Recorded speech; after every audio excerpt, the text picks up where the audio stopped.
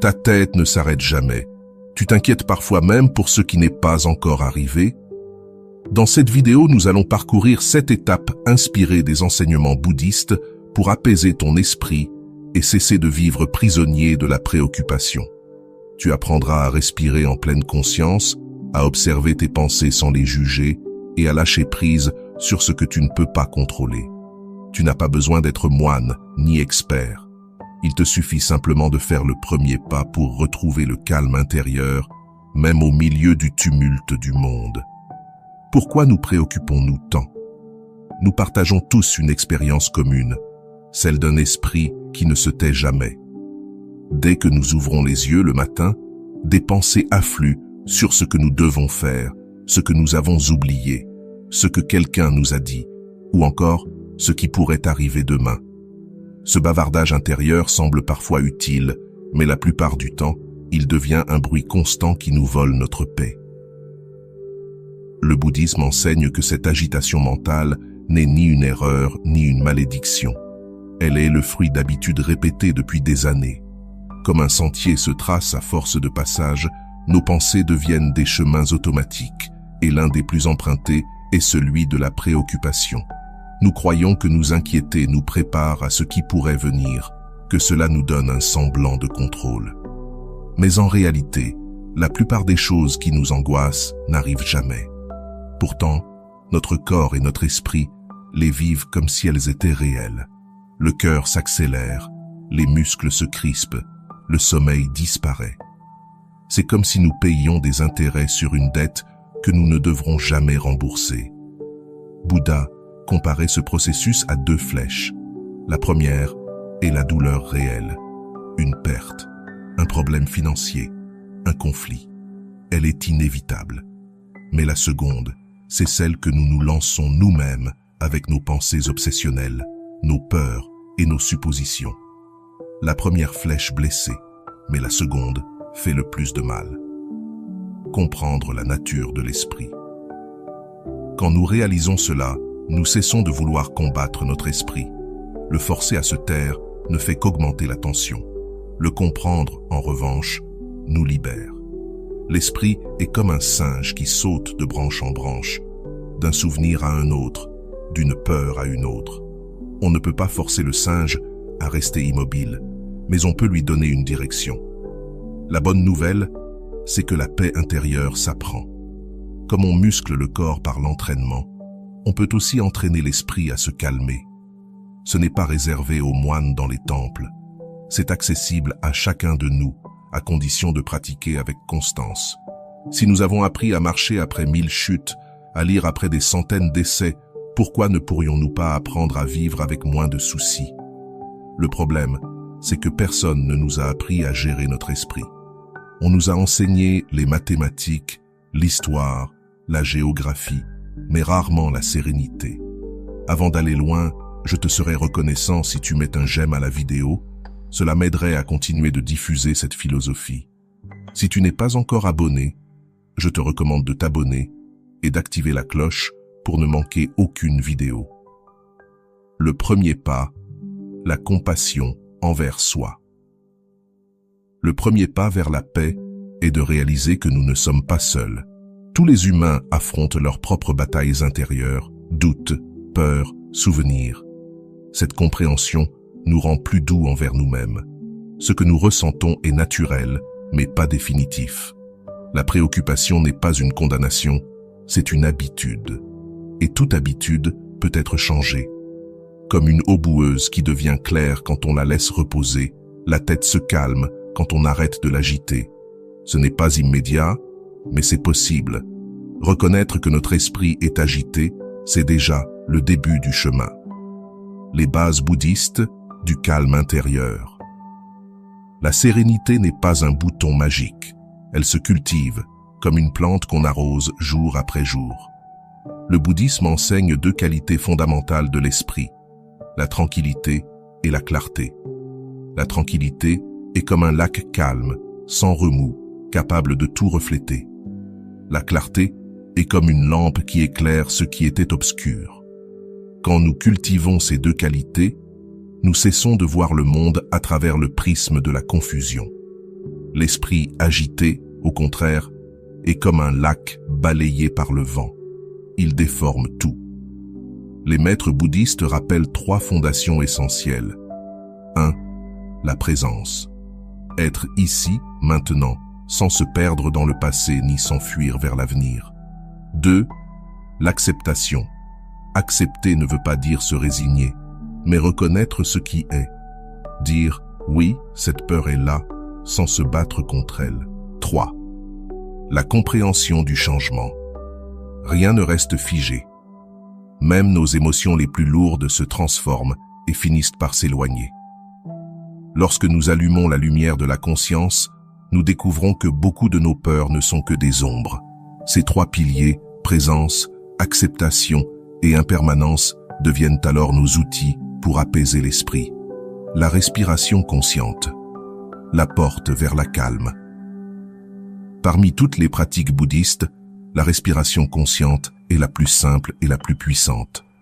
Tu n'as besoin d'aucun accessoire, car la respiration est toujours là, en toi. Assieds-toi dans un endroit tranquille. Redresse doucement le dos, ferme les yeux si tu le souhaites. Sens l'air entrer par ton nez, observe ton ventre se soulever puis redescendre. Ne cherche pas à contrôler le rythme, observe simplement. Très vite, ton esprit s'échappera, c'est normal. Il partira vers un souvenir, une tâche, une peur. Lorsque tu t'en rends compte, souris et reviens doucement à ta respiration. Chaque retour est une victoire. Chaque souffle est un rappel. Tu es ici, vivant, présent. C'est ainsi que commence le véritable entraînement de la paix intérieure. Pas en rejetant les pensées, mais en leur retirant le pouvoir qu'elles ont sur toi. Souviens-toi, calmer ton esprit n'est pas fuir le monde, mais apprendre à y marcher avec légèreté. La paix n'est pas l'absence de bruit, c'est la capacité de rester calme, même au cœur du tumulte. La clé réside dans la reconnaissance de la pensée. La voir apparaître, la laisser passer et revenir à la respiration encore et encore. Chaque retour à la respiration, c'est comme ramener un cheval fougueux à son écurie. Avec la pratique, ce cheval s'apaise et résiste de moins en moins. Beaucoup, au début, ressentent de la frustration, car leur esprit ne cesse de divaguer. Mais cette même distraction fait partie de l'entraînement. Chaque fois que tu ramènes ton attention à la respiration, tu renforces ta capacité à te concentrer. C'est comme soulever des poids. Le muscle ne se développe pas parce qu'il ne se fatigue jamais, mais précisément parce qu'il se fatigue et recommence. Une méthode utile pour approfondir la pratique consiste à compter les respirations. Inspire, expire et compte 1. Puis inspire, expire et compte 2 jusqu'à 10 avant de recommencer. Si tu te perds et te rends compte que tu en es à 20 ou que tu as oublié de compter, ce n'est pas grave. Tu recommences simplement. Cet exercice aide l'esprit à se concentrer sur un point précis et à éviter de se disperser trop facilement.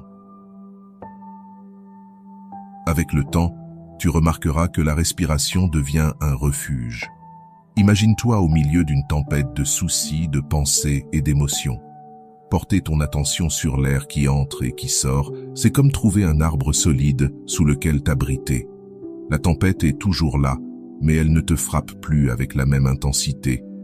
Peu à peu, le simple fait de respirer consciemment crée un espace de calme au cœur du tumulte mental. Même en dehors de la pratique formelle, la respiration peut devenir une ancre dans la vie quotidienne. Lors d'une réunion où l'anxiété monte, ramène doucement ton attention sur ton souffle pendant quelques secondes. Dans le métro, entouré de monde et pressé, observe l'air qui entre et sort, et tu trouveras un instant de calme au milieu du bruit. Avant de dormir, si ton esprit s'agite, observer ta respiration t'aidera à relâcher et à mieux te reposer. La pratique de la respiration est si simple qu'on la sous-estime parfois. On se dit, comment quelque chose d'aussi basique pourrait transformer mon esprit? Et pourtant, c'est là que réside sa puissance. Ce qui est naturel, constant et proche de nous devient un maître silencieux.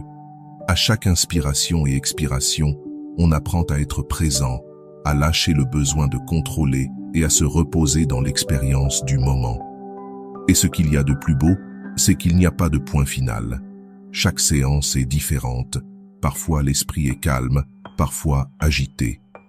Mais dans les deux cas, la pratique a de la valeur, car elle nous apprend à vivre autrement ce que nous ressentons.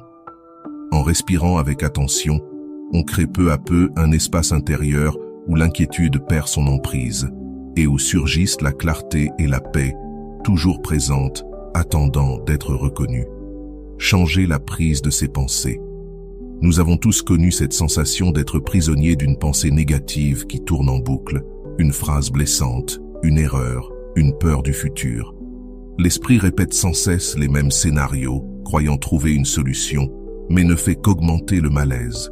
C'est comme si notre attention restait hypnotisée par un point noir, incapable de voir au-delà. Les maîtres bouddhistes proposent une image simple, changer la clavette. Imagine un vieux clou rouillé planté dans une planche.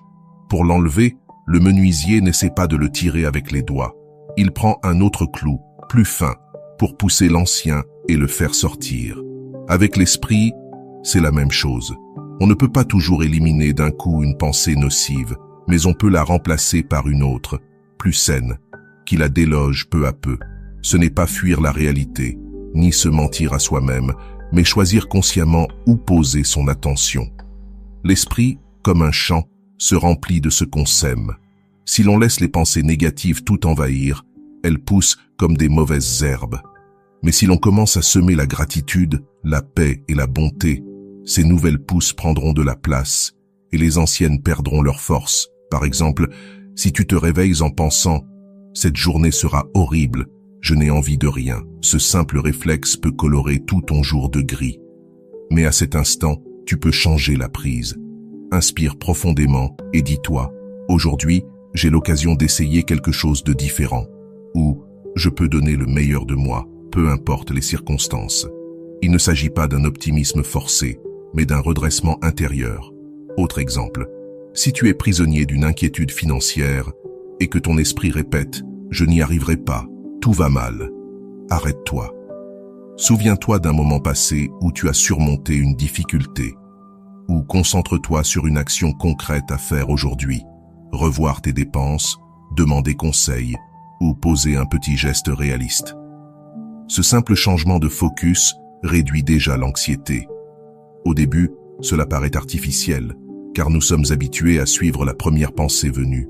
Mais avec le temps, cela devient un réflexe naturel. Comme un muscle qu'on entraîne par la répétition, l'esprit s'habitue à tourner vers ce qui le nourrit, au lieu de ce qui l'épuise. Et ce changement n'a pas besoin d'être spectaculaire. Passer de la peur à la confiance, du jugement à la compréhension, ce sont de petits pas qui, cumulés, transforment la vie. Changer la clavette, c'est se rappeler que nous ne sommes pas esclaves de nos pensées. Nous ne pouvons pas empêcher leur apparition, mais nous pouvons choisir quoi en faire. Chaque fois que nous remplaçons une idée nocive par une pensée plus claire, nous redonnons à notre esprit une direction libre et apaisée. Ainsi, nous cessons d'être de simples spectateurs de notre mental pour devenir des participants actifs de sa transformation. L'observation sans jugement. L'une des plus grandes illusions de l'esprit, c'est que non seulement nous pensons trop, mais nous nous jugeons pour penser. Une inquiétude surgit, et aussitôt une voix intérieure dit « Encore la même histoire, je suis faible, je n'y arriverai jamais ». Ce qui n'était qu'une pensée devient une chaîne de critiques qui nous alourdit davantage. Le bouddhisme enseigne une pratique simple mais profondément libératrice, observer sans juger. Cela signifie ne pas lutter contre ce qui apparaît dans la tête, mais le reconnaître et le laisser être. C'est comme s'asseoir au bord d'une rivière et regarder passer les feuilles, certaines grandes, d'autres petites, certaines lumineuses, d'autres sombres. Tu ne cherches pas à les arrêter ni à les pousser. Tu les regardes simplement passer. Supposons qu'une pensée surgisse. Je vais échouer dans ce projet. Spontanément, tu ressens de l'angoisse et tu veux chasser cette idée. Mais si tu pratiques l'observation sans jugement, tu te dis simplement « Tiens, voilà la pensée de l'échec ». Et tu la laisses flotter, comme un nuage qui traverse le ciel.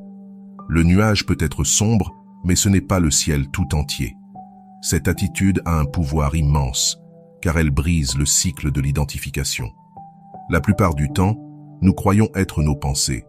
Si l'esprit dit « je ne vaux rien », on le prend pour une vérité. Si l'esprit dit « tout va mal », on se laisse dominer. Mais dès qu'on prend un pas de recul, on comprend que les pensées sont simplement des événements mentaux, pas des définitions de notre être. L'esprit est comme le ciel, et les pensées sont des oiseaux qui le traversent. Certains volent vite, d'autres tournent longtemps, mais aucun ne possède le ciel. Peu importe combien d'oiseaux passent, le ciel reste intact. De même, notre conscience demeure pure, quoi qu'il surgisse en elle. Observer sans juger, c'est aussi abandonner le besoin de tout contrôler. Nous voulons que notre esprit ne pense qu'à des choses agréables, mais la réalité, c'est qu'il y aura toujours un mélange de peur, de joie, de souvenirs, de doute. Vouloir n'avoir que des pensées positives, c'est comme vouloir un ciel sans nuages. Avec le temps, cette observation tranquille devient un espace intérieur de paix. C'est comme être au milieu d'un marché bruyant, mais découvrir en toi une pièce silencieuse où tu peux tout entendre sans être affecté. L'esprit continuera de produire des pensées, car c'est sa nature, mais toi, tu n'y seras plus prisonnier. Tu seras libre d'observer, en paix avec ce qui est. Le plus beau dans cette pratique, c'est qu'elle éveille aussi la compassion envers soi-même. Lorsque tu observes calmement tes pensées, tu découvres que beaucoup d'entre elles proviennent de peurs anciennes, de blessures, de désirs de sécurité ou de besoin d'amour. Au lieu de te juger pour ces pensées, tu peux les regarder avec tendresse, comme on observe un enfant effrayé. Ce regard bienveillant transforme la relation que tu entretiens avec toi-même. Observer sans jugement n'élimine pas immédiatement la préoccupation, mais lui enlève sa force. Ce qui auparavant ressemblait à une tempête capable de t'engloutir devient simplement un phénomène que tu contemples à distance. Tu n'es pas la tempête, tu es le témoin qui sait que le ciel bleu est toujours là, derrière les nuages. Le détachement comme antidote à l'attachement. Si nous observons honnêtement nos préoccupations, nous verrons que presque toutes naissent du même point, l'attachement. Nous nous accrochons à l'idée que les choses doivent se passer comme nous le voulons, que les gens doivent agir comme nous l'espérons, que l'avenir doit être sûr et prévisible. Mais la vie ne fonctionne pas ainsi. Tout change, tout bouge, rien ne reste fixe. Et lorsque nous essayons de retenir ce qui par nature est mouvant, nous souffrons inévitablement. Le bouddhisme utilise une image très claire. Imagine que tu essaies de retenir de l'eau dans ta main. Plus tu serres fort, plus elle s'échappe entre tes doigts. L'attachement fonctionne de la même manière. Nous croyons qu'en serrant davantage, nous aurons plus de sécurité. Mais en réalité, nous ne faisons que perdre notre paix intérieure et nous épuiser. Cela ne signifie pas qu'il faut devenir froid ou indifférent. Le détachement n'est pas le désintérêt. Au contraire, c'est aimer et prendre soin sans devenir prisonnier de ce que l'on aime. C'est être pleinement présent dans la vie, sans exiger que les choses durent éternellement, ni qu'elles s'ajustent parfaitement à nos plans. Prenons un exemple du quotidien. Quelqu'un de proche ne répond pas à nos messages aussi vite qu'on le voudrait.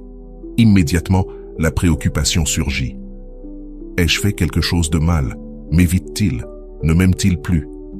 Cette chaîne de pensée vient de l'attachement à ce que la relation soit toujours conforme à notre désir. Mais si, au lieu de nous accrocher, nous nous rappelons que tout a son rythme, que chaque personne agit selon son propre monde intérieur, alors nous pouvons lâcher un peu. En lâchant, le cœur se détend et laisse place à la compréhension plutôt qu'à la peur. Un autre exemple plus profond, l'inquiétude face à l'avenir. Nous nous accrochons à l'idée de tout contrôler, le travail, la santé, les finances. Nous voulons des garanties absolues, mais la vérité, c'est qu'elles n'existent pas. Le détachement, ici, signifie reconnaître que le futur est incertain par nature et que vouloir tout contrôler ne fait qu'accroître l'angoisse. Lâcher prise ne veut pas dire cesser d'agir, mais agir sur ce qui dépend de nous et accepter que le reste ne soit pas entre nos mains. Pratiquer le détachement n'est pas un exercice d'un jour. Cela se cultive peu à peu, dans des gestes simples. Quand quelque chose ne se passe pas comme prévu, au lieu de réagir avec colère ou tristesse excessive, tu peux te demander Et si j'acceptais que cela ait changé? En répétant cet exercice, tu remarqueras que ton esprit se libère plus vite, qu'il s'encombre moins. Une pratique utile consiste à visualiser tes soucis comme des feuilles flottant sur une rivière. Chaque fois qu'une préoccupation apparaît, au lieu de t'y agripper, dépose-la sur l'eau et laisse-la partir avec le courant. Au début, cela semble symbolique, mais avec le temps, ton corps et ton esprit apprennent réellement à lâcher. Tu découvres que la vie continue de couler, souvent même mieux, lorsque tu cesses de vouloir tout retenir. Le détachement t'offre alors un immense cadeau, la liberté intérieure. Quand ta paix ne dépend plus de ce que tout se déroule selon ton scénario, ton calme devient plus stable. Tu profites de ce qui vient sans craindre de le perdre et tu laisses partir ce qui s'en va sans sombrer dans le désespoir. La vie devient un courant plus léger, plus naturel, où les préoccupations perdent une grande partie de leur pouvoir. L'attachement est comme une corde qui nous lie à l'anxiété. Le détachement, c'est la décision consciente de lâcher cette corde. Et plus tu le pratiques, plus tu découvres que la véritable sécurité ne réside pas dans le contrôle, mais dans la capacité à couler avec la vie. Intégrer la paix dans la vie quotidienne. Apprendre des techniques ne sert à rien si on les oublie dans un coin. Le vrai changement se produit lorsque tu les appliques dans ton quotidien, dans les discussions, au travail, face à l'incertitude. Intégrer la paix, c'est faire de chaque instant une occasion d'entraîner ton esprit. Il ne s'agit pas d'ajouter une charge à ta routine, mais de transformer ce que tu fais déjà. Par exemple, la respiration consciente ne se pratique pas seulement assis en silence. Tu peux l'utiliser en attendant dans une file, en marchant ou même en te brossant les dents. Chacune de ces petites pauses devient un rappel. La paix est disponible ici et maintenant, même si le monde bouge autour de toi. Un autre moment clé, lorsqu'une inquiétude surgit. Ton esprit commence son discours. Et si tout se passait mal? C'est là que tu peux t'arrêter un instant et appliquer ce que tu as appris. Ramener ton attention à la respiration, observer la pensée comme un nuage ou la remplacer par une idée plus constructive. En 30 secondes seulement, tu peux couper le cycle de la préoccupation et orienter ton esprit autrement. Tu peux aussi pratiquer le détachement à travers de petits gestes. Quand quelque chose ne se déroule pas comme prévu, au lieu de rester prisonnier de la frustration, dis-toi simplement « cela aussi passera ». Cette phrase te rappelle l'impermanence et t'aide à relâcher la tension. Avec le temps, tu verras que tu portes moins de poids inutiles et que la vie devient plus légère. Un moment idéal pour renforcer cette paix, c'est la fin de la journée. Avant de dormir, prends quelques minutes pour observer ton esprit non comme un juge, mais comme un observateur curieux. Demande-toi, à quel moment me suis-je laissé emporter par l'inquiétude? Qu'ai-je fait qui m'a aidé à me calmer? Cet examen quotidien ne te donne pas seulement de la clarté, il entraîne aussi ton esprit à apprendre de l'expérience. Peu importe si tu ne peux consacrer que 5 minutes par jour, l'essentiel, c'est la constance. Une plante ne pousse pas avec un seau d'eau une fois par mois, mais avec de petits arrosages réguliers. Il en va de même pour la paix intérieure. Elle fleurit quand elle est nourrie un peu chaque jour. Et surtout, ne cherche pas des résultats immédiats. Ton esprit a passé des années à s'inquiéter. Il lui faudra du temps pour apprendre à se calmer. Il y aura des jours paisibles et d'autres où le bruit intérieur reviendra en force. Mais chaque effort compte. Même les jours difficiles, le simple fait de te souvenir de ces pratiques est déjà une victoire. Intégrer la paix au quotidien ne signifie pas vivre sans problème, mais les traverser avec une autre attitude. Tu découvres que tu peux affronter l'incertitude avec plus de sérénité, que tu n'as pas besoin que tout soit sous contrôle pour être en paix. Et quand cela se produit, l'inquiétude perd son trône et cède la place à quelque chose de bien plus précieux, la confiance en la vie et en toi-même. Le véritable fruit de ce chemin. Nous avons vu que, même si la préoccupation paraît intense, elle n'a pas à être notre compagne permanente. L'esprit humain, naturellement agité, peut se transformer grâce à la patience et à des pratiques simples, accessibles à tous. Nous avons exploré la respiration comme refuge, l'art de rediriger les pensées, l'observation sans jugement et la force libératrice du détachement. Et surtout, nous avons compris que tout cela n'est pas de la théorie abstraite, mais des outils à intégrer dans la vie quotidienne. Peut-être penses-tu, oui, mais mon esprit est trop chaotique, je n'y arriverai jamais. Si cette pensée apparaît, observe-la simplement. Ce n'est qu'une pensée, une nuée passagère. Ta capacité à te calmer existe déjà en toi, même si tu ne la ressens pas encore clairement. Tout comme le ciel ne disparaît pas quand il est couvert, ta sérénité intérieure ne s'éteint pas quand tu es inquiet.